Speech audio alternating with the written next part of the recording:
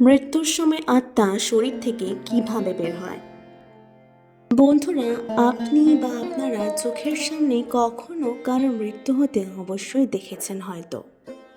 আর সেখানে উপস্থিত মানুষদের এটাও বলতে শুনেছেন হয়তো যে তার প্রাণ বেরিয়ে গেছে।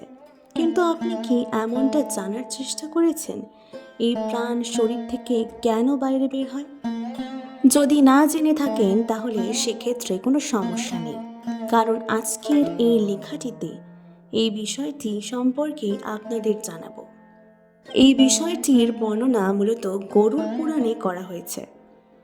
বন্ধুরা, যেমনটা আপনারা সকলেই জানেন যে মৃত্যু মানুষের জীবনের সেই কঠিন সত্য যাকে বড় বড় জ্ঞানীরাও স্বীকার করতে চান না, কিন্তু সে জানে কোনো না কোনো দিন সকলেরই মৃত্যু হওয়া ঠিক রয়েছে। যেই মানুষ এই সত্যটি স্বীকার করে নেন সে বুদ্ধিমান হয়ে থাকেন। তো চলুন বন্ধুরা, এখন জানা যাক আত্মা শরীর থেকে কিভাবে পার হয় এবং এর পিছনের প্রক্রিয়া কি রয়েছে।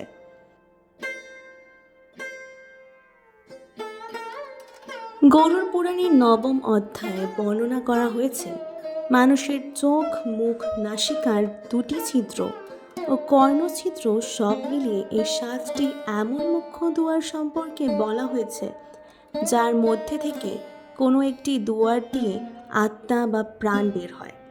এছাড়াও আপনি যদি ভালো করে লক্ষ্য করে থাকেন তাহলে মৃত ব্যক্তির সবার প্রথমে পা ঠান্ডা হয়ে আসে, তারপর হাঁটুর অংশ জুড়ে মৃত ব্যক্তির শরীর ঠান্ডা হতে থাকে।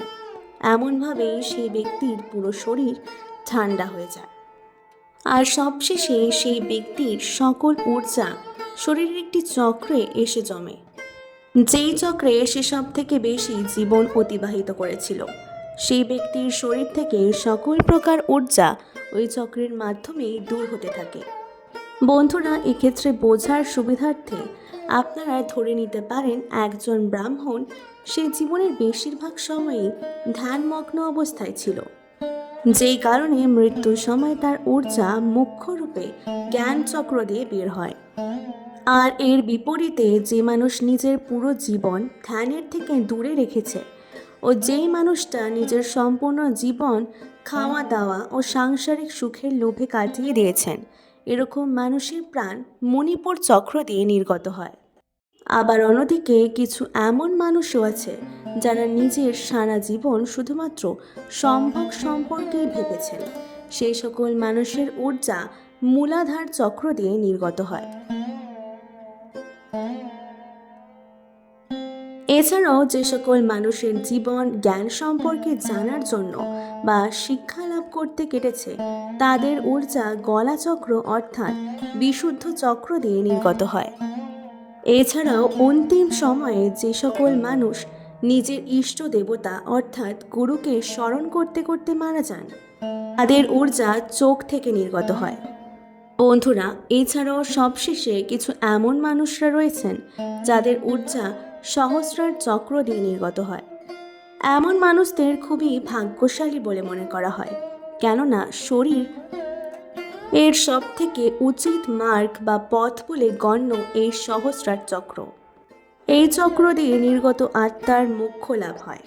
এছাড়াও প্রাণ নির্গত হবার বিষয়ে আরও অনেক কথার বর্ণনা গরুড় পুরাণে পাওয়া যায়, যা অনুসারে প্রাণ ত্যাগ করার পূর্বে মানুষকে অন্ন ত্যাগ করা উচিত।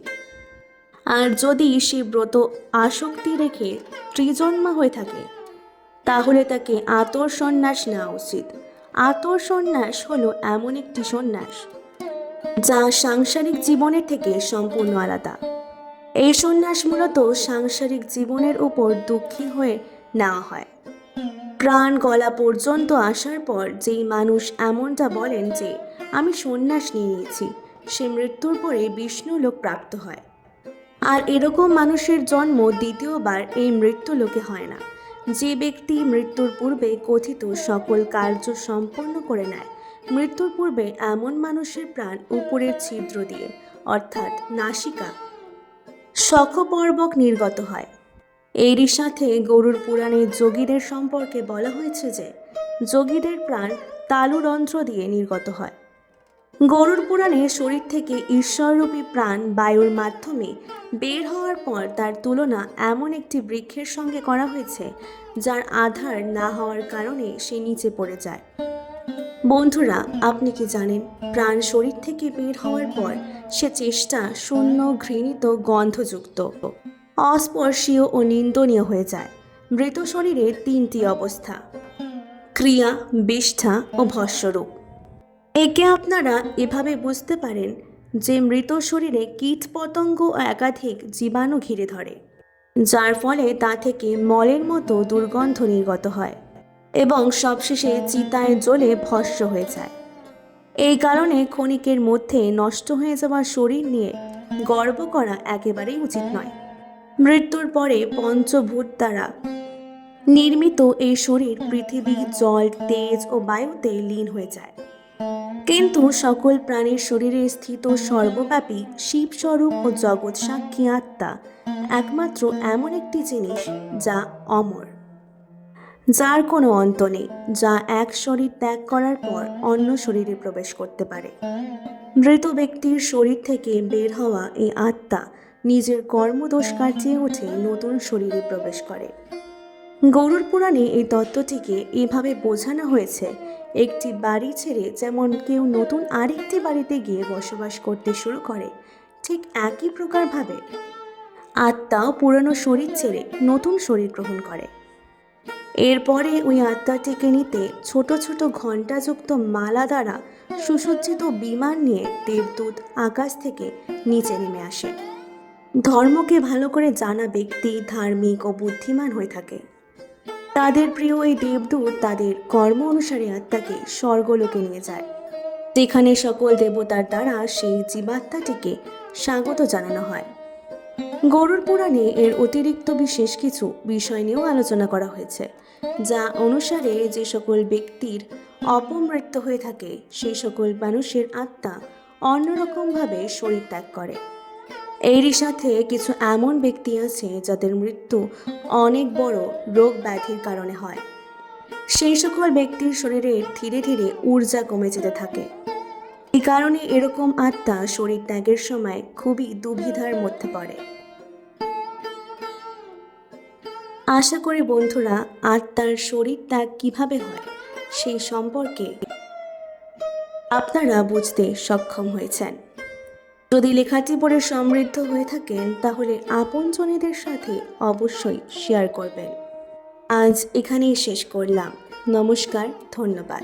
ভালো থাকুন, সুস্থ থাকুন এবং পুরাণ গল্পকথার সাথে পাশে থাকুন। ঈশ্বর আপনার মঙ্গল করুক।